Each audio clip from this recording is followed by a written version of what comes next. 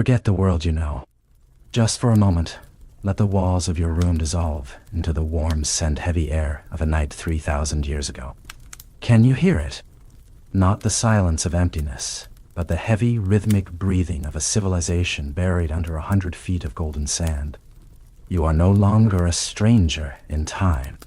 You are a guest at the threshold of the Pharaohs' private world, a place where the line between a living god and a fragile human was as thin as the linen of a burial shroud. As you settle deeper into your pillow, imagine the moonlight striking the limestone casing of the Great Pyramid, turning the desert into a sea of silver. We often see the pharaohs as statues, cold, distant, and immortal. But tonight, we go behind the stone masks.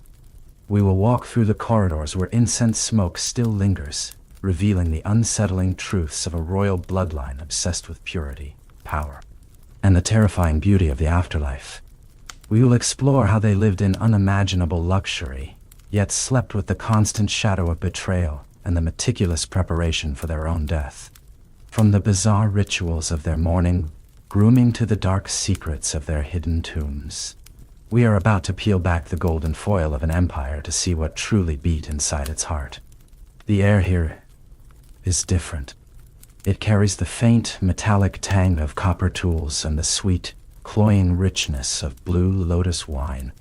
In this space, time doesn't move in minutes, it moves in dynasties. Feel the weight of your body beginning to mimic the stillness of the valley. There is no urgency here. The desert has no clocks, only the sun and the stars. You might feel a slight chill from the desert wind, but it is quickly softened by the radiating heat of the temple walls that have soaked up the sun for 12 hours. Everything in this world was built to last forever, yet everything was designed to serve the transition to the next world. It is a paradox of stone and spirit, a duality that will guide your mind into a state of quiet fascination. As I speak, let my voice be the flickering torchlight on a hieroglyphic wall, illuminating just enough to keep you curious, but soft enough to let your eyes grow heavy. There is no need to grasp at the details. If you drift off, the sands will catch you. The stories we are about to uncover are dark, yes, but they are also distant, muffled by the vast, comforting blanket of history. You are safe in the present, even as we begin our slow drift down the dark, reflective waters of the Nile. The river is the pulse of this land, a black ribbon of life that has witnessed every rise and every fall.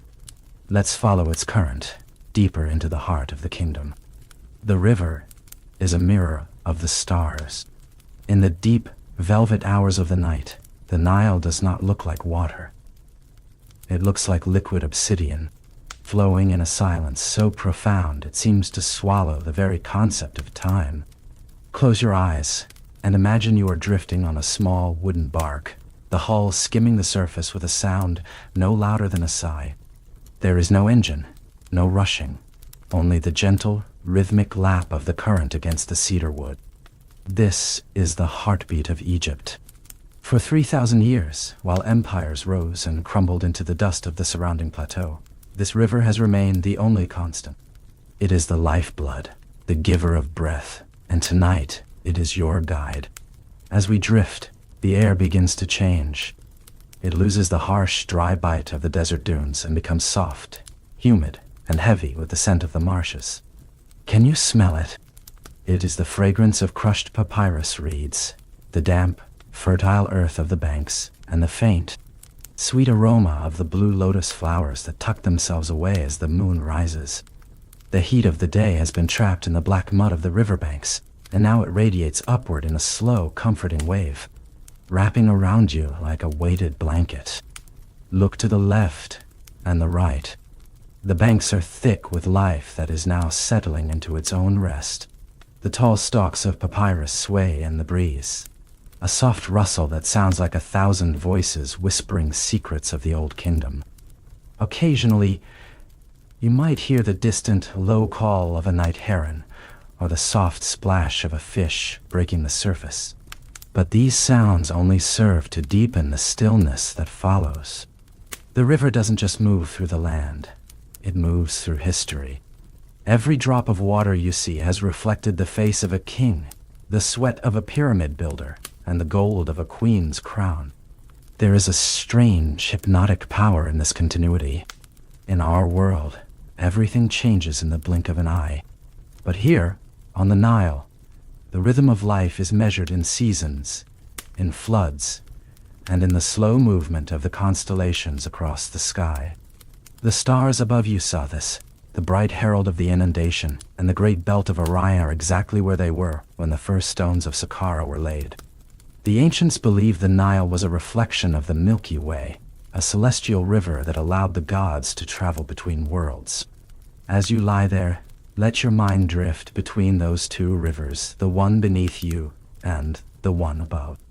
Feel the boundaries of your own stress beginning to dissolve into this vastness. You are a small point in a grand, eternal cycle. The water carries you past the darkened silhouettes of mud brick villages, where the smoke from dying cooking fires lingers in the air. You pass the limestone cliffs of the eastern desert, glowing like bone under the moonlight. These cliffs are the silent guardians of the valley, holding within them the hollowed-out chambers where the ancestors sleep. But do not feel uneasy. In this land, the dead are not gone. They are merely waiting. There is a sense of profound safety in this permanence. Nothing is lost here. It is only preserved in the memory of the silt. The current is taking us toward the great temples of the south. You can begin to see their pylons rising against the horizon, massive and immovable. They look like mountains carved by human hands, symbols of a desire to anchor the soul to the earth forever. But even these giants of stone owe their existence to the river. Without the Nile, there is only the red land, the desert of chaos and death. With the Nile, there is the black land, the land of Ma'at, of balance, of order, and of sleep. Let the movement of the boat lull you. Imagine the steady, slow pull of the oars in the distance, a sound that is more of a vibration than a noise. Deep, resonant, and grounding. Your breath is now perfectly in sync with the flow of the water. Long, slow exhales, mirroring the long, slow journey of the river toward the sea. You are moving through the cradle of civilization, protected by the same waters that nurtured the Pharaohs. As the banks begin to widen, and the palm trees cast long, spindly shadows over the deck, we prepare to leave the river's edge. The water has cleansed the day's worries, leaving your mind clear and receptive. The river has done its work. It has brought us to the gates of the palace, to the very heart of royal power. The transition is seamless, as natural as the turning of the tide. We are stepping off the boat now, our feet landing softly on the cool, polished stone of the royal quay. The moisture of the river still clings to the air, but ahead of us, a different atmosphere awaits, one of refined perfumes, flickering oil lamps, and the hushed intimacy of a god's morning. The river continues its journey without us, flowing endlessly into the dark. And we, guided by the moonlight, turn our gaze toward the golden doors that are about to open. Your footsteps leave the wooden deck of the royal bark and land, softly, upon the cool white limestone of the private quay. There is a profound sense of solidity here, a stark contrast to the shifting, restless sands of the deep desert. You are stepping into a sanctuary of absolute order. In the ancient mind, this was the point where the chaotic forces of the universe were held at bay by the sheer will of a single man. Welcome to the shadow of the Pharaoh. As you walk through the forest of colossal sandstone columns in the great temple, the air grows thick, not with heat, but with the weight of antiquity. This is a fortress of the soul. The Egyptians did not look at their ruler as a mere politician or a general. To them, the pharaoh was the Nebtoi, the lord of the two lands, the golden link between the mundane and the divine. As long as the pharaoh breathed, the sun would rise, the Nile would flood, and the stars would keep their appointed places in the sky. Standing here, you are wrapped in the protection of Ma'at, the cosmic principle of balance, justice, and eternal harmony. Let your mind lean against these massive walls, some over 10 feet thick. They were built not to keep out mortal enemies, but to repel the encroaching darkness of the void. Flickering oil lamps cast long, amber shadows across the bas-reliefs, where the image of the king, standing tall and serene, offers incense to Amun-Ra. The carvings are deep, purposeful, and unyielding. They serve as a silent promise that in this place, nothing is accidental. Everything has been ordained to endure for millions of years. There is a deep, primal safety in this permanence. You can feel your pulse slowing to match the rhythm of the stone. In this world, death is not a catastrophe, and chaos is merely a shadow that vanishes in the presence of the king. The pharaoh is Horus made flesh, the falcon-headed protector who watches over the sleep of an entire civilization.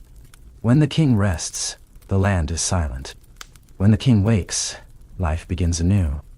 The stillness of the palace at this hour is a form of prayer. The royal guards stand as motionless as cedar statues. Their breathing so shallow it doesn't even disturb the thin veils of smoke rising from the bronze braziers. Imagine the vast linen curtains hanging from the cedar-beamed ceilings, swaying ever so slightly as a stray breeze from the valley wanders through the hall. The sound is a gentle hush, a dry whisper that mimics the falling of sand in an hourglass. It lulls the senses, smoothing over the jagged edges of your thoughts.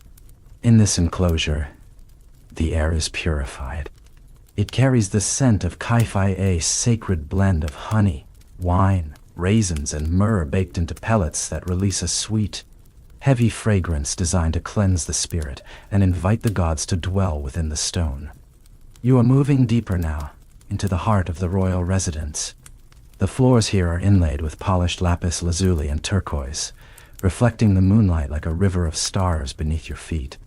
The luxury is not loud or ostentatious. It is heavy, quiet, and ancient. It offers a strange kind of relief, for in the presence of such overwhelming grandeur, the small anxieties of our modern lives seem to shrink and dissolve into the vastness of the timeline. High above, the pharaoh wears the uraeus upon his brow, the golden cobra, reared and ready to spit fire at any discord that would dare disturb the peace of the realm. Tonight, that protection extends to you. You can let go of your vigilance. These walls have stood for dynasties. They have watched 1,000 generations drift into the night, and they remain unshaken. They are the silent guardians of your transition into the dream world. Everything around you speaks of equilibrium. The searing heat of the Sahara is neutralized by the tomb-like chill of the inner chambers. The clamor of history is muffled by the profound gravity of faith. You find yourself sinking into a state of total immersion, where the boundaries of your own identity begin to blur with the symbols of power carved into the dark. Beneath your feet, thick rugs woven from the finest wool absorb every vibration. The spaces are becoming more intimate, drawing you closer to the most private sanctum of the living God. It is a room filled with chests of ebony and ivory, gilded chairs with lion paw feet, and the lingering warmth of the day's rituals. Here, in this absolute safety, you realize that the pharaoh is more than a man. He is a dream that an entire nation dreamt together, a dream of immortality and unbroken peace. As you prepare to cross the threshold into the royal bedchamber, you see that this opulence was never just for the body. It was a cradle for the soul. Yet, behind these silk partitions and the uncanny silence, the day of a living God does not begin with shouts of praise. It begins with a ritual of terrifying purity, a secret process where the dust of the earth is washed away to reveal the shimmering skin of a deity. Rising with the sun, the transition from the velvet darkness of the night to the first amber cracks of dawn is not merely a change in light. In the royal palace of Thebes, it is a cosmic event. As you remain in this state of deep, heavy relaxation, imagine the air beginning to vibrate with the low, rhythmic chanting of priests from the outer courtyards. The pharaoh does not simply wake up. The sun god is being summoned to return to the world of the living. Picture the royal bedchamber. It is an expansive space where the ceiling is painted a deep indigo, dotted with golden stars to mirror the night sky you just left behind. The pharaoh stirs beneath sheets of linen so fine they feel like a cool mist against the skin. This linen, woven by the most skilled hands in the Nile Valley, is the color of bleached bone, translucent and weightless. As the king rises, he is immediately surrounded by the servants of the Ka, the most trusted officials whose entire existence is dedicated to the physical sanctity of the God King. First comes the purification by water. Imagine a large, shallow basin carved from a single block of translucent alabaster. The water within has been brought from the center of the Nile at the moment of the first light, filtered through charcoal and infused with natron salts to strip away the impurities of sleep. As the water is poured over the pharaoh's shoulders, listen to the sound, a delicate echoing splash that resonates against the stone walls. It is an auditory cleansing for you as well. Feel the metaphorical dust of your own day being washed away by this ancient, sacred stream. The water is scented with the oil of the blue lotus, a fragrance that is floral yet earthy, a scent that the Egyptians believed could induce a state of divine euphoria. Now, the grooming begins. This is not mere vanity. It is the construction of an icon. The pharaoh's skin is rubbed with a paste made of ground ostrich eggshells, honey, and crushed galena to keep it smooth and golden. Imagine the tactile sensation, the coolness of the ointments being applied in slow, circular motions. The room is silent except for the soft clink of bronze jars and the rustle of linen. Then, we focus on the eyes. This is the most hypnotic part of the ritual. The royal makeup artist, a man of high rank, approaches with a small palette of gray-green malachite and deep black kohl. Using a slender needle made of ebony, he applies the kohl in thick, sweeping lines around the pharaoh's eyelids. This was practical, yes, to deflect the blinding glare of the Egyptian sun, but it was also deeply spiritual. These are the eyes of Horus, designed to strike awe into the hearts of men and ward off the evil eye of chaotic spirits. As you visualize these dark almond-shaped lines being drawn, let your own eyes feel heavy, as if the kohl is being applied to your lids, grounding you in the shadows, pulling you deeper into a restful trance. Next is the crowning, a process of layering power upon the physical body. The pharaoh does not wear a simple hat. He wears the weight of history. First, the Neem's headdress, the iconic striped blue and gold cloth, is fitted tightly over the brow. Then comes the pieshent, the double crown, representing the unification of Upper and Lower Egypt. It is heavy, made of hardened leather and precious metals, a constant physical reminder of the burden of Ma'at.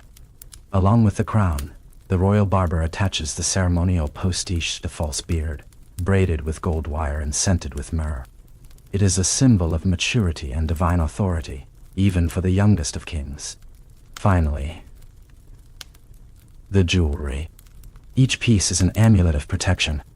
Imagine the weight of the wesek collar being placed around the neck. It is a massive pectoral made of hundreds of beads of carnelian, turquoise, and lapis lazuli, finished with golden falcon heads at the shoulders. As it settles onto the pharaoh's chest, imagine that same weight, a comforting, grounding pressure settling over your own chest, anchoring you to your bed. The clinking of the gold beads is like the sound of distant wind chimes, a metallic melody that signals the completion of the transformation. The man who went to sleep has vanished. Standing before the bronze mirrors is now a statue of gold and light, a vessel for the divine. The pharaoh steps out of the shadows of the bedchamber and into the blinding brilliance of the morning hall. The transition from the intimate, humid warmth of the grooming ritual to the vast, airy grandeur of the throne room is seamless. But even as he walks with the grace of a predator, the jewelry chiming with every step, there is a hidden tension. Underneath the kohl and the gold, there is a human heart that beats with the knowledge that this perfection is a mask. The rituals are a shield against a reality that is far more complex and far more dangerous. For in the shadows of the palace, beyond the incense and the prayers, the Ma'at he is sworn to protect is constantly being threatened by the very people he calls his family. The sun has risen. The day of the God King has begun, and as he moves toward his golden throne, we follow him, sliding from the sensory richness of the morning into the heavy, slow-moving tide of his royal duties, where the weight of the crown begins to reveal its true cost. The golden doors of the inner sanctum creak open, not with a harsh metallic grind, but with a low, wooden groan that feels like the earth itself is speaking. As the pharaoh steps into the great hall of audience, the transition from the humid, scented intimacy of his dressing room to the vast, airy coldness of the public sphere is immediate. Here, the ceilings are so high they seem to hold their own small clouds of incense, drifting like spirits between the painted rafters. You are now moving from the sensory world of the body into the heavy, abstract world of duty. In ancient Egypt, this was the burden of Ma'at. It is a word that is hard to translate, but easy to feel. It is the invisible glue that keeps the stars from falling and the desert from swallowing the fields. And every single day, it rested entirely on the shoulders of the man walking before us. Imagine the physical sensation of that responsibility, a constant, subtle pressure at the base of the skull, a reminder that one wrong word, one broken ritual, could tilt the entire world into isfet or chaos. As the pharaoh seats himself upon the throne of blackened cedar and gold, notice the change in the atmosphere. The safe feeling of the private quarters hasn't vanished, but it has transformed. It is now a structured safety, a rigid peace maintained by thousands of years of tradition. The officials, the viziers, and the scribes approach him with their heads bowed so low, their foreheads almost touch the cool, polished floor. Their movements are synchronized, slow, and deliberate, creating a visual rhythm that is deeply hypnotic. Listen to the sound of the court, the scratching of reed pens on papyrus, the distant clink of copper scales weighing grain, and the low, melodic hum of petitioners pleading their cases. It is a sea of white linen and brown skin, all orbiting around the silent golden figure on the throne. This is the machinery of an empire. But as the hours pass, the return to safe occurs in the small details. The way the pharaoh's hand rests on the carved lion head of his chair, or the way he watches the dust motes dancing in the shafts of sunlight cutting through the high clerestory windows. There is a strange, meditative quality to this absolute power. When you have everything, when you are a god, the world slows down.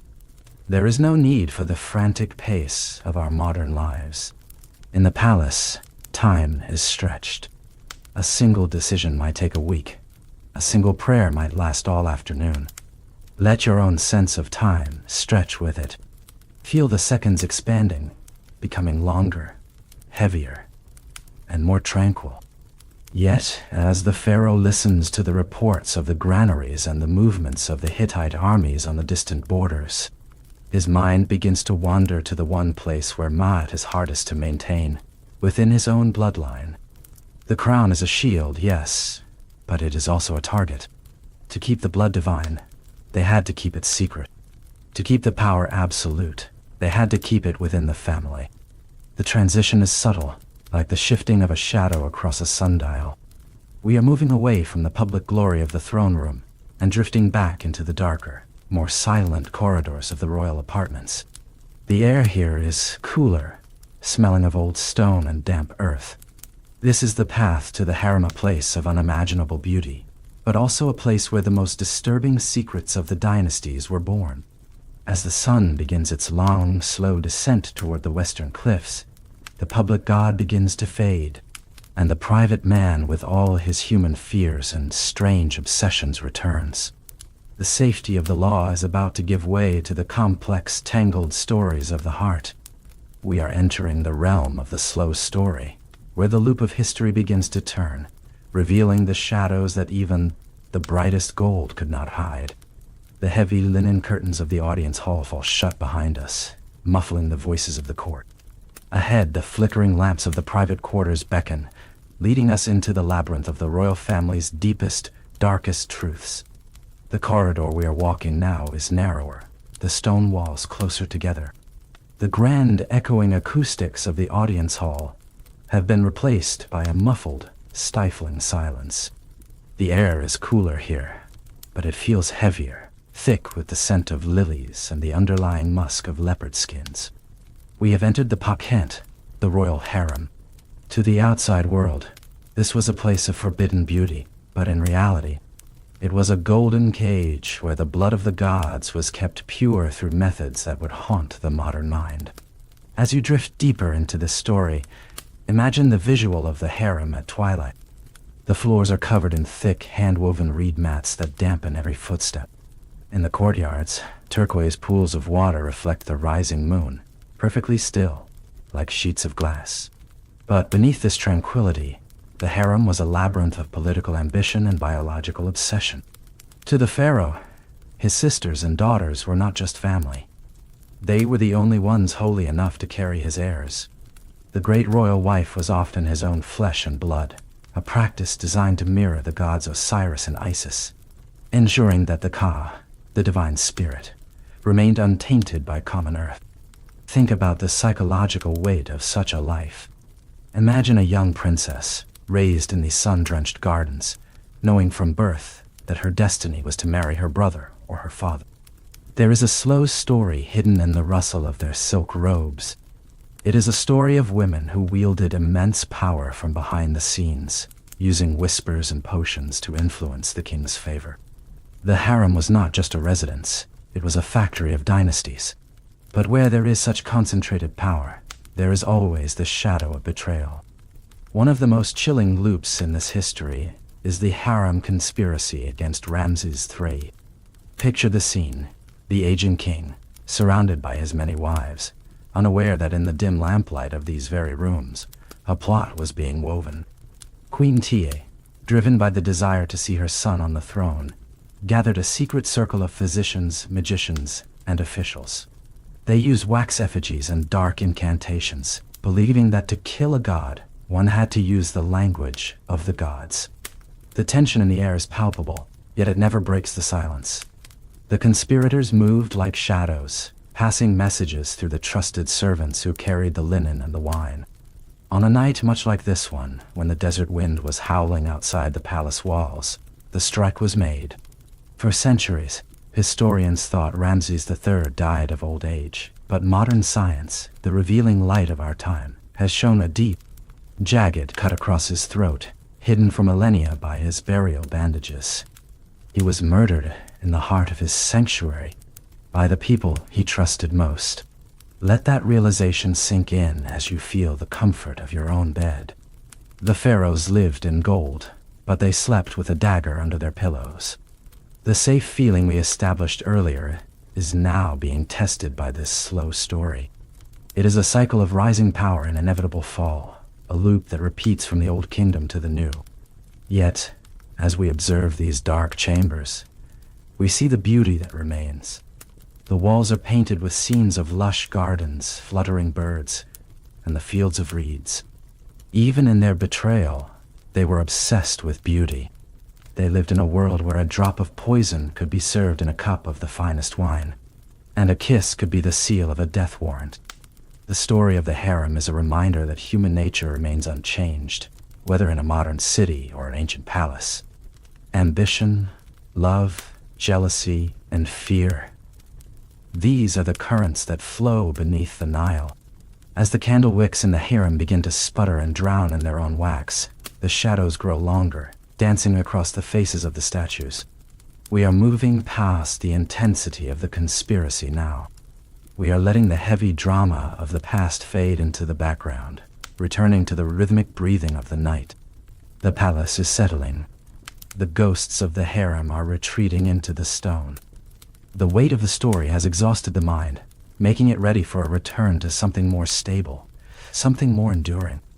The river is still there, just beyond the walls, flowing towards the sea. The stars are still there, indifferent to the murders of kings. And you are here, safe in the present, watching as the golden mask of the pharaoh begins to blur into the mist of legend. We are leaving the private apartments now, walking back toward the open courtyards where the air is fresh and the stone is silvered by the moon.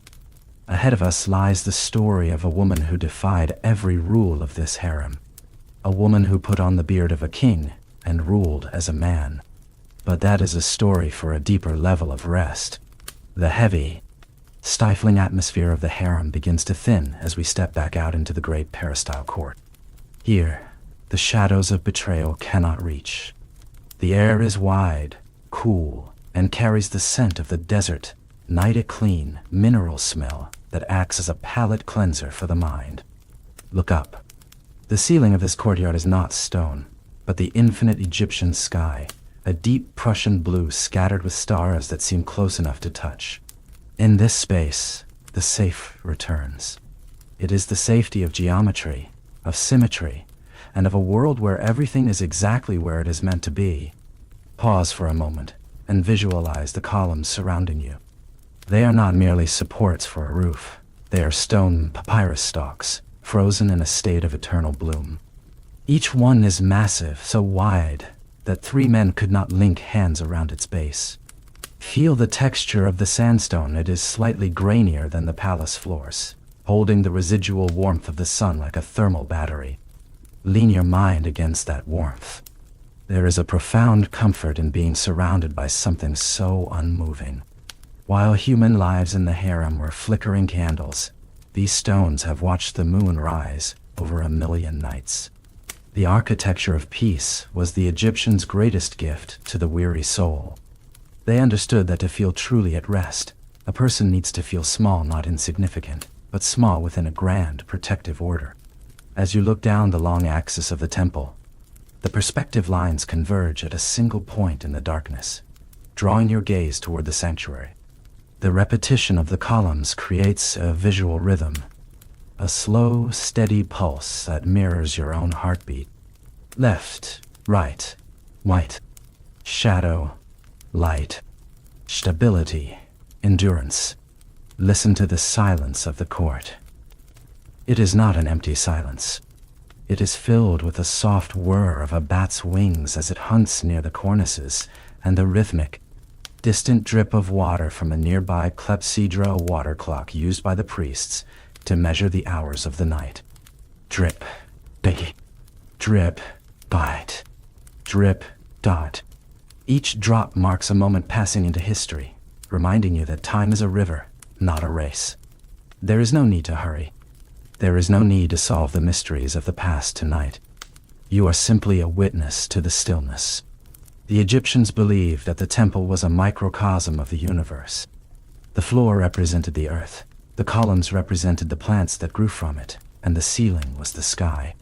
By standing here, you are standing at the center of a perfectly balanced world. Ma'at is no longer a heavy burden of duty. It is a physical sensation of being centered. The architecture is doing the work for you, holding the chaos of the outer world at bay with its sheer mass. Notice the colors in the moonlight. The vibrant reds, blues, and yellows of the day have faded into shades of charcoal, silver, and slate. This desaturation is soothing to the eyes, allowing your brain to stop processing complex data and simply drift on the shapes of the shadows.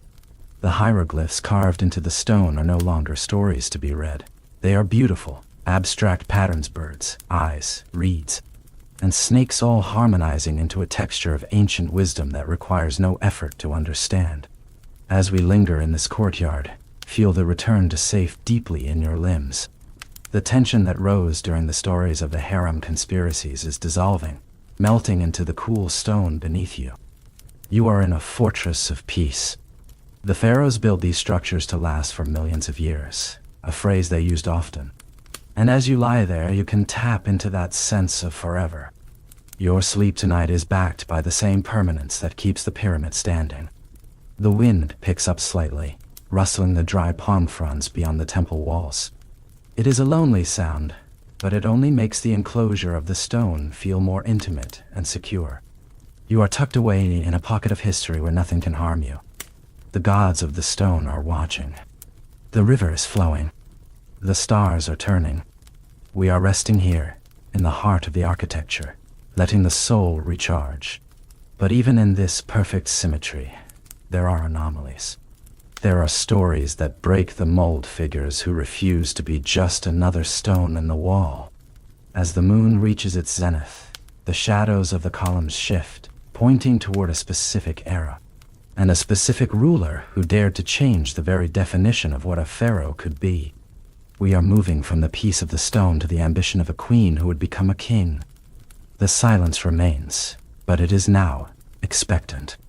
The safe has restored your strength. You are ready to dive back into the slow story, to see how one woman's will carved a new path through this forest of stone. The moonlight shifts across the sandstone floor, and as the shadows lengthen, they seem to form the shape of a seated figure, one who does not fit the rigid mold of the kings who came before. We are stepping into an era of profound transformation. Imagine the year 1478 BC. The air in the palace is thick with a different kind of tension, not of fear, but of a quiet, relentless ambition. This is the story of Matkare Hatshepsut, the woman who decided that being a queen was not enough, and that the gods themselves had intended for her to wear the double crown of Egypt.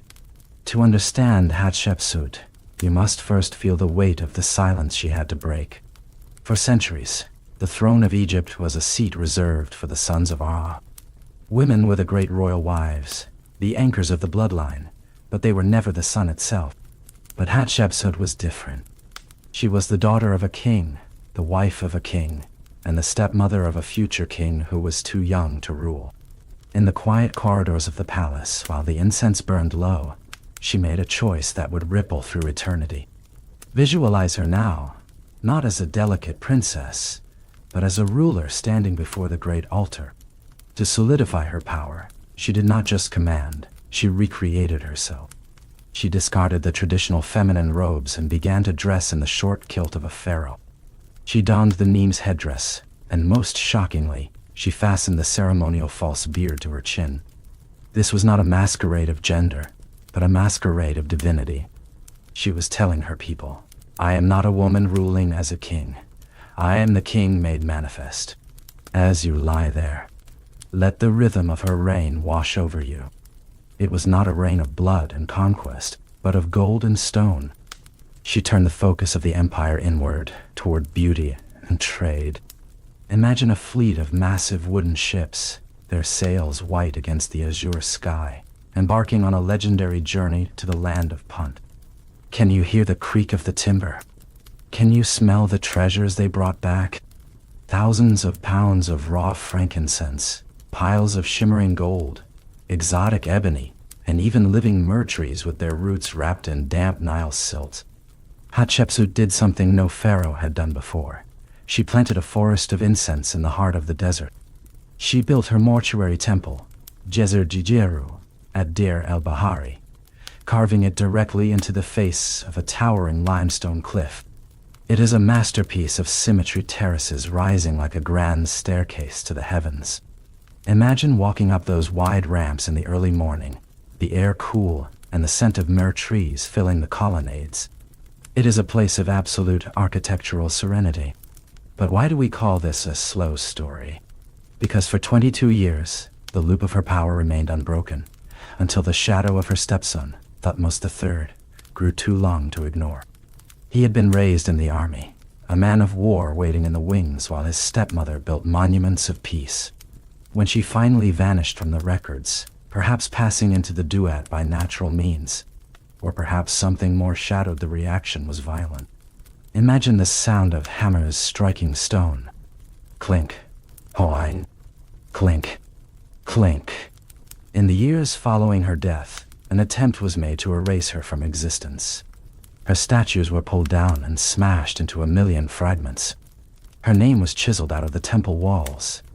Her images were plastered over.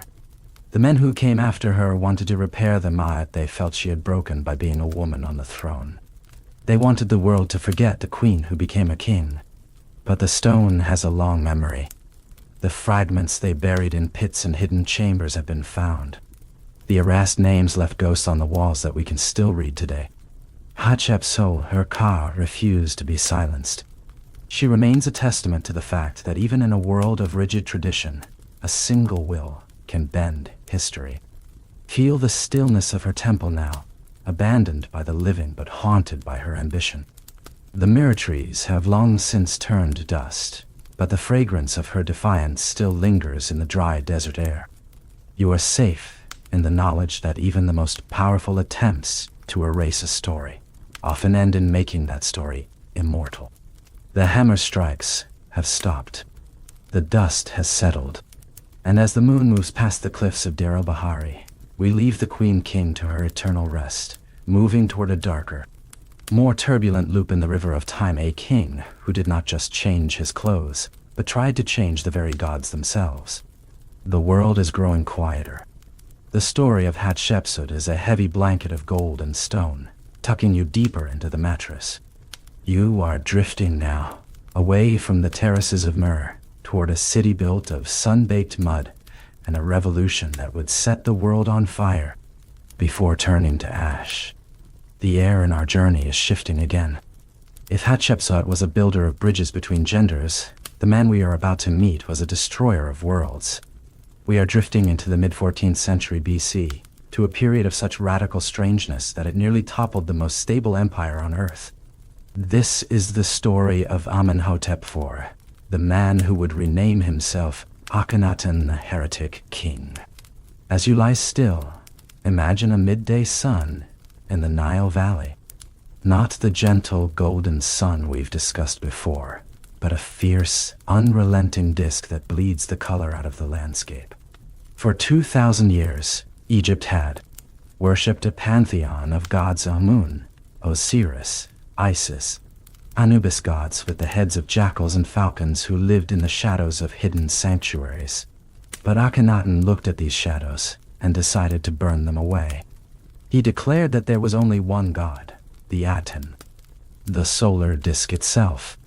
Not a human-like figure, but a celestial power extending its rays like long, slender arms, ending in tiny hands that offered the breath of life to the nostrils of the king.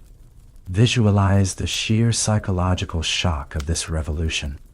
Imagine being a commoner in Thebes, watching as the ancient temples were padlocked, the names of the old gods chiseled off the walls, and the powerful priesthoods stripped of their wealth. Akhenaten did not just change the religion, he moved the entire capital. He led thousands of his followers into a barren, horseshoe-shaped plain in the middle of the desert, a place now called Amarna. There, he built a city of light from scratch, using mud bricks and white limestone that shimmered painfully in the heat. In this city, the slow story takes on a surreal, almost dreamlike quality. The art changed. The pharaohs were always depicted as perfect, muscular, eternal beings. But Akhenaten ordered his artists to show him as he was, or perhaps as he felt. In the flickering lamplight of the Amarna ruins, we see statues of a king with an elongated face, heavy eyelids, swelling hips, and a thin, spindly neck. He is shown playing with his daughters, kissing his beautiful wife Nefertiti, and basking in the sun. It was an era of unsettling intimacy, a break from the rigid Ma'at of the past. But beneath this revolution of light was a growing darkness. While Akhenaten composed hymns to his sun god, the empire's borders were crumbling. Letters on clay tablets, the Amarna letters, began to arrive from distant generals, pleading for help against invading tribes. The pharaoh ignored them. He was obsessed. He was a visionary who had lost sight of the ground beneath his feet. The city of Amarna became a bubble of beautiful, artistic madness, fueled by the king's unshakable belief in his own singular truth. Feel the isolation of that desert city. Imagine the wind whistling through the roofless temples, for Akhenaten believed his god should never be worshipped under a ceiling. He wanted the sun to hit the altar directly. But as the years passed, the people grew hungry, the soldiers grew restless, and the old gods whispered in the shadows of the commoners' homes. You can almost hear the soft scratching of people praying to the forbidden god Bes in the dark, desperate for the protection that the distant solar disk could not provide. Then, just as suddenly as it began, the sun set on Akhenaten. He vanished from history, leaving behind a city that was abandoned almost overnight. The desert sand, which he had tried to transform into a paradise, reclaimed Amarna with a silent, grainy hunger. The kings who came after him did not just bury him, they tried to delete him. They called him the criminal, the rebel, and the enemy. They tore down his city stone by stone, using the rubble as filler for the foundations of their own temples. Let the weight of this failed utopia settle over you. There's a deep, melancholic peace in the story of Akhenaten. It is the story of a man who tried to grasp the sun and ended up with nothing but ash. But in that ash, he left behind a legacy of individuality that the world would not see again for millennia. Nefertiti's famous bust, with its haunting, symmetrical grace, was found in the ruins of an Amarna workshop, a ghost of a beauty that survived the total destruction of her husband's dream. The tension of the heresy is fading now. The fierce sun of Amarna is dipping below the horizon, and the cool, familiar shadows of the old gods are returning to the valley. The experiment is over. The Mayat is being restored, but the scars on the stones remain. You are safe in the silence that followed the revolution. The desert is quiet again. The temples of Amun are being reopened, their heavy doors swinging wide to welcome the darkness back in. As we leave the ruins of the Sun King, we find ourselves following a young boy, a child of the Amarna palace, who would be tasked with cleaning up the mess his father left behind. He is a boy whose name would become the most famous in the history of the world, not for how he lived, but for the golden silence of his tomb. We are drifting toward the Valley of the Kings. The air is becoming cooler, drier, and more secretive. The noise of the revolution is gone, replaced by the hushed movements of undertakers and the heavy scent of burial oils. We are entering the golden loop of the boy king, Tutankhamun. The storm of Akhenaten's revolution has passed, leaving a desert plateau littered with broken stones and forgotten dreams. As we drift further south, back toward the sacred ground of Thebes, the air becomes heavy with the scent of cedar oil and fresh linen. We are entering the most famous loop in the history of the world, yet it is one defined not by grand conquests, but by a profound, golden silence. This is the story of Neb-Kapar-Yor Tutankhamun the boy, who was tasked with restoring the world. Imagine a child, barely 9 years old, sitting upon a throne of solid gold that feels far too large for his small frame. He was born into the chaos of Amarna, a prince of a crumbling heresy. When he was crowned, his first act was one of massive symbolic weight. He changed his name. He abandoned the Aten of his father and embraced Amun, the hidden king of the gods. As you lie there, feel the weight of that transition, the collective sigh of relief from a nation returning to its roots. The old temples were unlocked, the dust was swept away, and the ancient rituals began once more. But the slow story of Tutankhamun is not one of triumph, it is one of fragility. In the dim, flickering torchlight of the palace, we see a young man who was the product of centuries of royal obsession with blood purity. Modern science has peeled back the golden mask to reveal a boy who walked with a heavy cane, his foot twisted by a genetic curse, his body weakened by the very lineage that made him a god. Visualize him walking through the palace gardens, the clack-clack of his walking stick echoing against the stone, a reminder that even the Lord of the Two Lands was subject to the frailties of the flesh. His reign was short, a mere 10 years of quiet restoration. And then, at the age of 19, the boy king vanished. The circumstances of his death remain a whisper in the dark. Was it a fall from a chariot, a sudden infection, or something more sinister orchestrated by the ambitious advisors standing in his shadow? We do not know. What we do know is the silence that followed. Because he died so young, his tomb was not a grand monument like those of his ancestors. It was a small, cramped series of rooms tucked away in the floor of the Valley of the Kings, quickly forgotten as later pharaohs built their massive structures directly over its entrance. For 3,000 years, while grave robbers stripped every other tomb in the valley bare, Tutankhamun lay in total darkness. Imagine that darkness. It is a thick, protective velvet. It is a space where time stopped. Inside that small stone chamber, the air remained still for 30 centuries. The flowers left by his young widow, Ankhesenamun, withered into gray dust on top of his coffin, but their shape remained. The chariots, the golden thrones, the statues of protective deities, and the thousands of everyday objects, even his childhood toys, sat in a silent golden heap, waiting for a world that had forgotten them. When the seal was finally broken in 1922, the world was obsessed with the curse of the Pharaohs. But the true curse was not death. It was the sudden, jarring noise of the modern world invading that perfect silence. As we visualize the golden death, mask the smooth, serene face of a boy who never grew old, let its stillness settle over you. The gold does not flicker. It glows with a cold, eternal light. It is the ultimate return to safe. The boy king is no longer a fragile child in pain. He is a golden icon of peace. Feel the cool, dry air of the burial chamber. There is no wind here. No sun.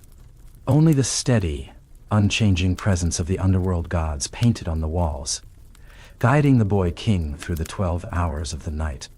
You are drifting with him now, moving through the halls of the duat, where the heart is weighed against a feather. There is no fear in this transition, only a sense of profound completion.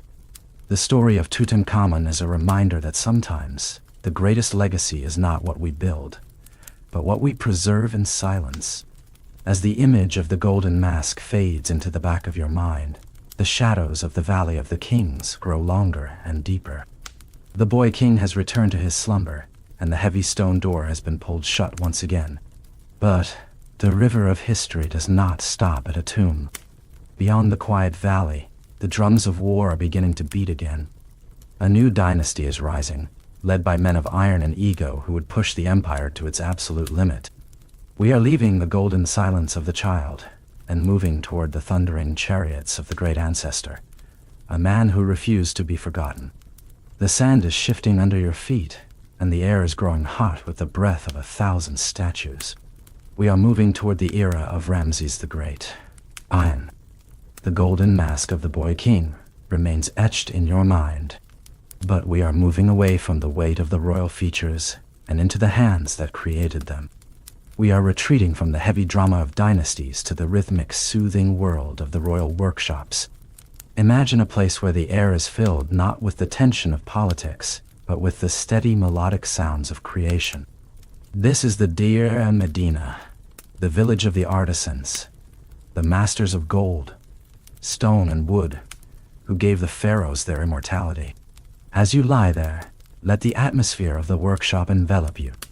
It is a space of profound focus and quiet industry.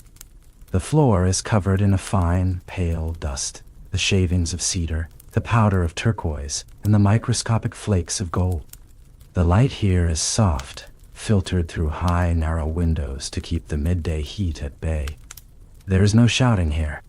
There is only the tap, tap, tap of a copper chisel against a block of diorite, and the sh of a pumice stone smoothing a surface to a mirror-like finish. Visualize the hands of a master jeweler. They are steady, weathered by decades of craft, yet capable of a delicacy that defies belief. He is threading thousands of tiny beads of carnelian and lapis lazuli onto a linen thread, creating a pectoral that will rest on a king's chest for eternity. Each bead is a drop of color, a fragment of the earth reclaimed and refined. The repetition of the movement, the picking up of a bead, the passing of the needle, the tightening of the thread is a meditation in itself. Let your breathing match that rhythm. In and out. A slow, steady assembly of peace. In the corner of the workshop, an artist is mixing pigments. He grinds blue azurite and green malachite in a stone mortar, the sound a low, grounding rasp.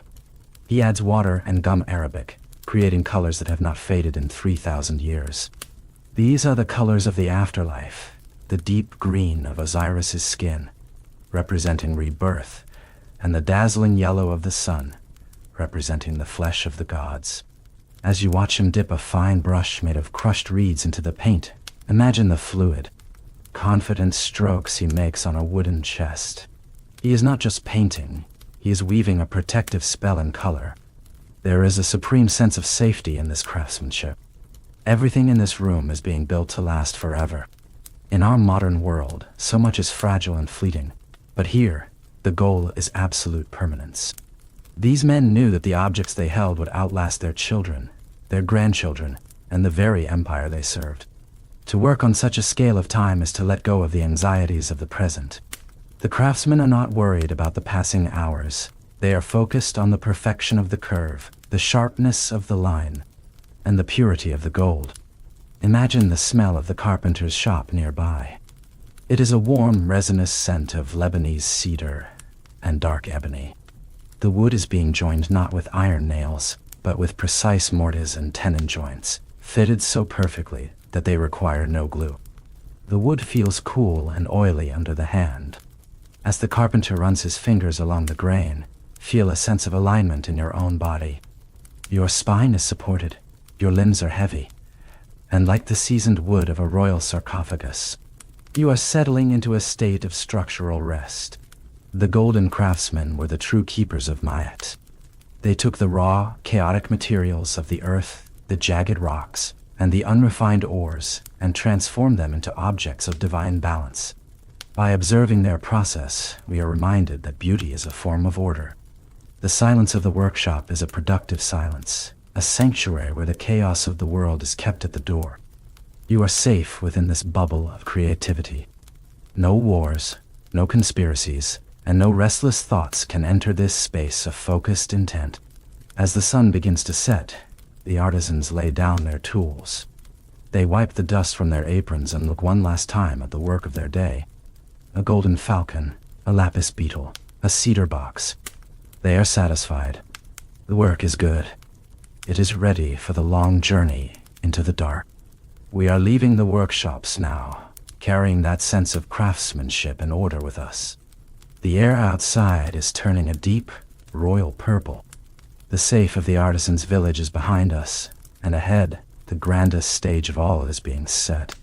We are moving toward the reign of a man who wanted to be more than a king, and more than a god. He wanted it to be a monument that would never, ever end. The hammer has fallen silent. The gold has been polished. And as the moon rises, we turn our gaze toward the horizon of the great ancestor, Ramses II.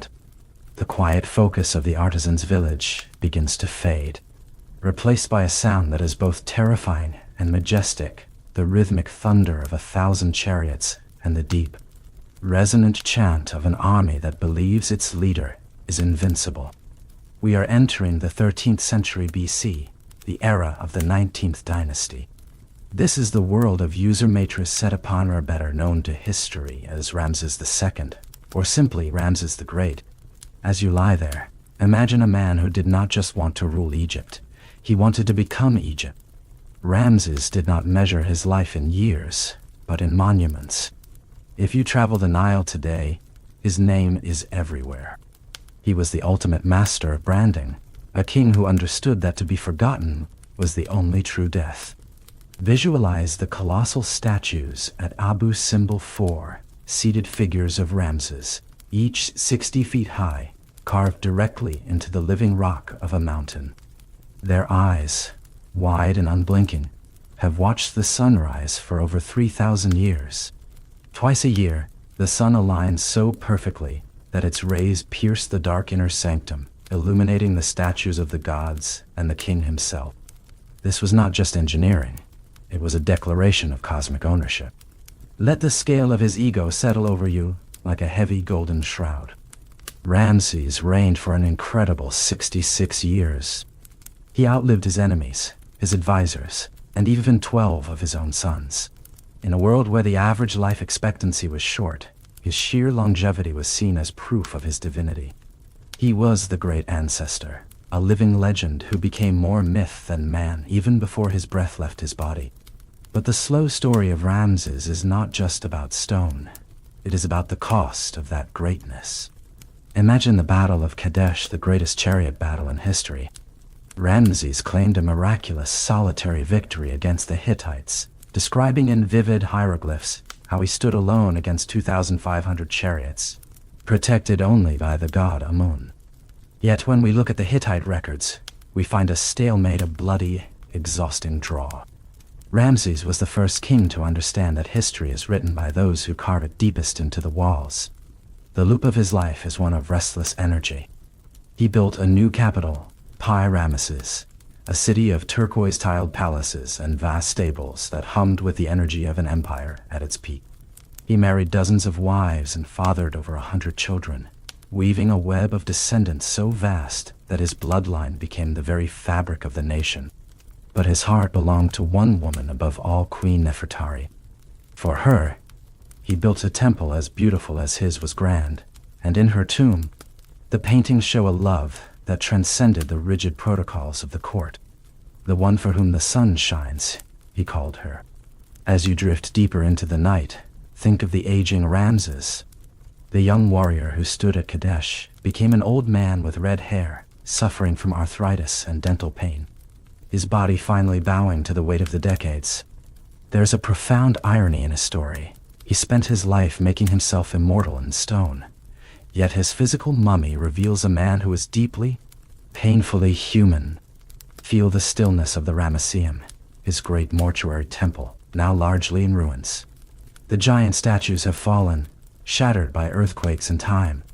The Ozymandias of legend, whose shattered visage lies in the sand, reminds us that even the mightiest ego eventually dissolves into the desert. Yet, Ramses achieved his goal. Even in ruins, he commands our attention. Even in the silence of the night, his name is a vibration in the air. The thundering chariots are quiet now. The dust of the great ancestors' armies has settled. The era of excess is drawing to a close, and the vibrant, golden energy of Ramses is cooling into the silver light of the moon. You are safe in the shadow of these giants. Their ambition cannot touch you. It only serves as a backdrop for your rest. The story of the living is over. The stone has been carved, the wars have been fought, and the monuments have been raised.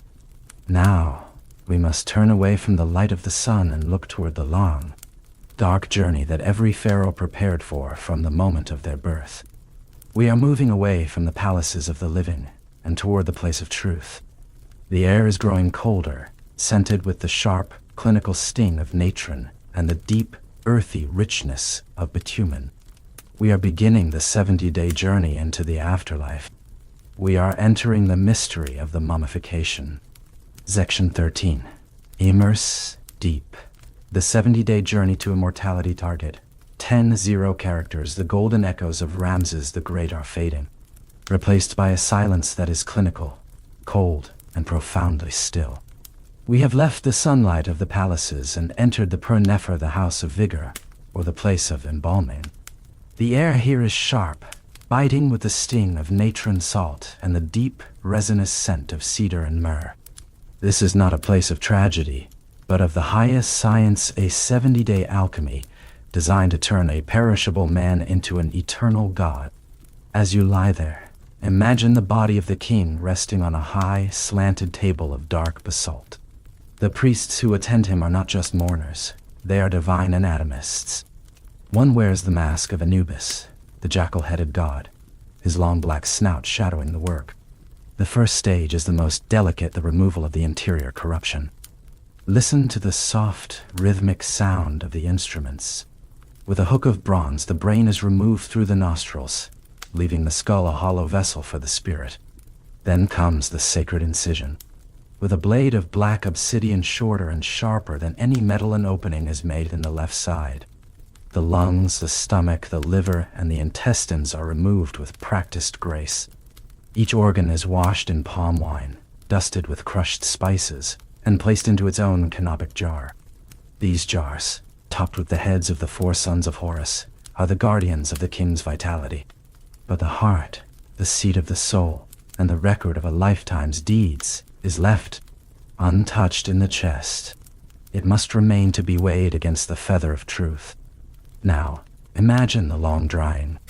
The body is completely covered in heaps of dry natron, a natural salt harvested from the desert lakes. For 40 days, the salt works in absolute silence, drawing every drop of moisture from the flesh. Visualize the body becoming lighter, darker, and as tough as ancient leather. This is the slow story of preservation. In this phase, there is no movement, only the invisible chemistry of the salt. Let your own body feel that same stillness, a deep, desiccated quiet where every muscle is locked in a state of permanent rest. After the 40 days, the body is washed one final time with the waters of the Nile and anointed with precious oils, frankincense, cedar, and liquid resins that fill the room with a heavy, intoxicating perfume. This is the return to safe. The body is no longer a corpse. It has become a saw, a spiritual body. The wrapping begins. This is a rhythmic, hypnotic process that takes 15 days. Imagine miles of fine linen bandages, some inscribed with protective spells and flickering ink. The embalmers start with the fingers, then the toes, wrapping each one individually with the precision of a weaver. Between the layers of linen they tuck amulets of gold and green jasper, the D-jet pillar for stability, the tie-it knot for protection. As the bandages go round and round, imagine yourself being tucked in, layer by layer. The linen is tight, warm, and secure. You are being encased in a cocoon of safety that time itself cannot penetrate. Finally, the molten resin is poured over the wrappings, sealing the king in a black, waterproof shell. The golden mask is lowered onto the face, the smooth, unblinking eyes of the god looking out into eternity. The 70 days are complete. The king is ready to be placed into his nested coffins of cedar and gold, and finally into the stone sarcophagus that waits in the heart of the mountain. The House of Vigor is quiet now. The priests have done their work. The transition from the world of the living to the world of the dead is absolute. But this death is not an ending. It is a gateway. As the heavy stone lid of the sarcophagus is lowered into place with a dull final thud, the king begins his real journey adrift through the stars, toward the fields of reeds where the sun never sets. You are drifting with him. The weight of the salt and the warmth of the linen have prepared you for a rest that is deeper than any you have known. The journey was long, but the destination is peace. The golden mask of the boy king and the massive monuments of Ramses are beginning to soften, their sharp edges blurring into the silver haze of a long, receding memory. We are drifting now, away from the height of the new kingdom, moving through the slow, inevitable cooling of a civilization that once thought it would outlast the sun itself. This is the drift, ending the moment when the heavy stone of the pyramids begins to turn back into the dust of the desert. Imagine the centuries passing like the steady, rhythmic ticking of a cosmic clock. The Persians, the Greeks, and finally the Romans arrive at the shores of the Nile. They look upon the great Sphinx with the same awe that you do, already seeing it as a relic of a vanished world. The last of the pharaohs, the brilliant and tragic Cleopatra, sits in her palace in Alexandria, watching the Mediterranean waves. She is the final flicker of a flame that has burned for 3,000 years. When she departs, the title of Pharaoh, the living link between heaven and earth, is extinguished forever. But as the political empire collapses, something else remains. The silence of the desert is not a void. It is a reservoir. The temples are slowly covered by the encroaching sands, the wind whispering through the roofless halls of Karnak, burying the secrets of the harem and the workshops of the artisans. The hieroglyphs, once the vibrant words of the gods, become a mystery that no living soul can read. For nearly 2,000 years, Egypt sleeps. Feel that sleep. It is the sleep of the earth itself.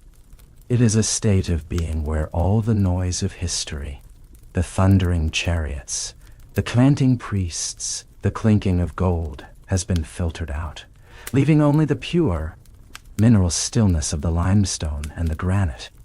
You are part of that stillness now. Your own worries, your own empires of daily tasks and anxieties are being covered by the same soft, protective sand. They are becoming part of the geology of your life, no longer sharp, no longer demanding your attention. The great library of Alexandria burns, its papyrus scrolls curling into black ash, carrying the lost poems and medical secrets of the Nile into the sky. But the stone remains. The pyramids of Giza stand indifferent to the rise and fall of Rome, the birth of the modern world, and the buzzing of the satellites overhead. They are the ultimate safe. They remind us that there is a level of existence that is beyond the reach of time, a foundation of reality that is calm, unmoving, and eternal. As we drift toward the end of this journey, let the realization wash over you. Nothing is truly lost. The Ka of the Pharaohs lives on in the fascination they stir in our hearts. The beauty of their symmetry continues to teach us about balance. And the silence they cultivated in their tombs is the same silence you are entering now. The dust of empires is not a sign of failure. It is the softest pillow upon which history can rest. The Nile continues to flow, a dark ribbon of life cutting through the silver desert under the moon. It does not care who sits on the throne. It only knows the cycle of the seasons, the rising and the falling of the water, the eternal loop of the cosmos. You are caught in that same gentle current, drifting toward a horizon where the stories end and the dreams begin. The weight of the 70-day journey is gone. The pressure of Ma'at has lifted. You are weightless, a speck of stardust floating over the Valley of the Kings. The temples have turned to shadows, and the shadows are merging into the velvet blackness of the night. There is no more history to learn, no more kings to follow. There is only the breath, the darkness, and the infinite peace of a world that has finally finished its work. We are almost at the final door. The desert wind is picking up, calling you home to a sleep that is as deep and as sacred as the chamber of a pyramid. The journey is complete. The heavy stone doors of history have swung shut, and the last flickering torch in the burial chamber has finally drowned in its own wax. We have traveled from the bustling morning rituals of the living God to the silent golden eternity of the tomb. Now, there is no more light to follow. There are no more names to remember.